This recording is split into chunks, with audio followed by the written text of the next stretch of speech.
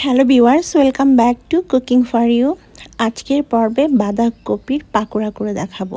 বিকালে চায়ের সাথে খাওয়ার জন্য এই পাকোড়া তো একদম পারফেক্ট।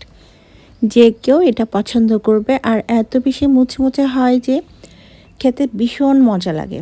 চলুন দেখে নিই। 2 কাপ বাঁধাকপি কুচি নিয়েছি, একদম মিহি কুচি করে নিতে হবে। ধুয়ে পানিটাকে ঝরিয়ে নিতে হবে। এবার এর মধ্যে আমি প্রথমে দিয়ে দিচ্ছি 1/3 কাপ পেঁয়াজ কুচি,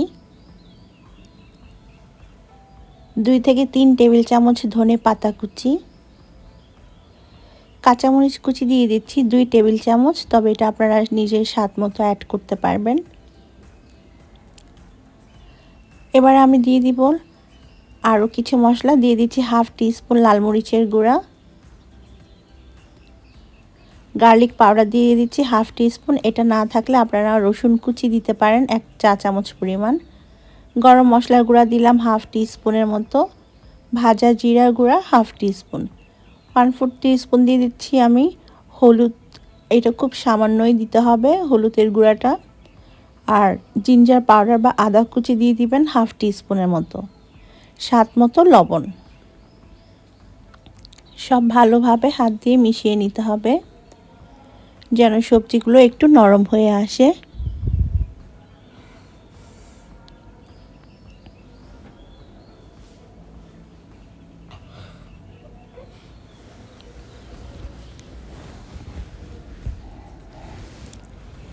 সবজিগুলো নরম হয়ে গিয়েছে, এখন 1/2 কাপের মতো আমি চালের গুঁড়া দিয়ে দিচ্ছি।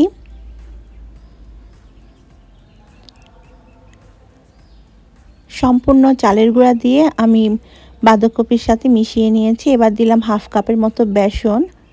আপনারা চাইলে শুধুমাত্র বেসন কিংবা শুধুমাত্র চালের গুঁড়া দিয়েও করতে পারেন, তবে চালের গুঁড়া দিয়ে করলে সবচেয়ে বেশি মুচমুচে হয় পাকোড়াগুলো। সব ভালোভাবে মিশিয়ে নেওয়ার পর এর মধ্যে আমি 2 থেকে 3 টেবিল চামচ পরিমাণ পানি দিয়েছি যেন মিশ্রণটা একটা বাইন্ডিংয়ে আসে।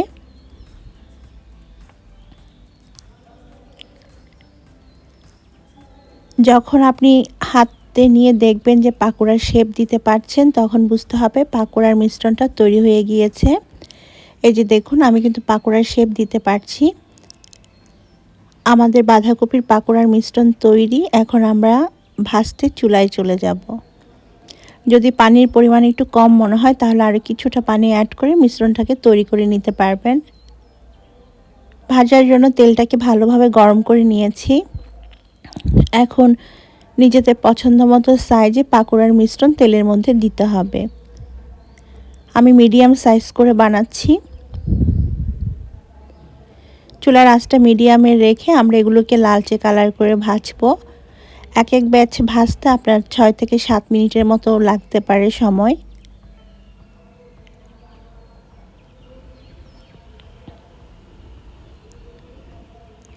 এক পাশে ভাজা হয়ে গেলে এগুলোকে অন্য পাশে উল্টে দিতে হবে, আর উল্টে পাল্টে ভেজে নিতে হবে।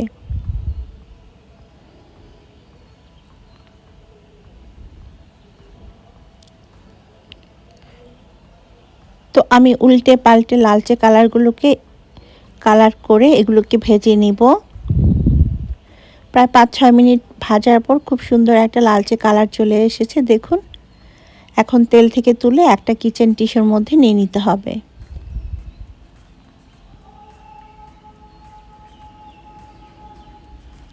তো আমি একটা কিচেন টিস্যুর মধ্যে নিয়ে নিচ্ছি বাড়তি তেলটা ঝরে যাওয়ার জন্য, আর বাকি যে ব্যাটারটা আছে বা পাকোড়ার মিশ্রণটা আছে সেটা দিয়েও আমি এভাবে পাকোড়া বানিয়ে নিব।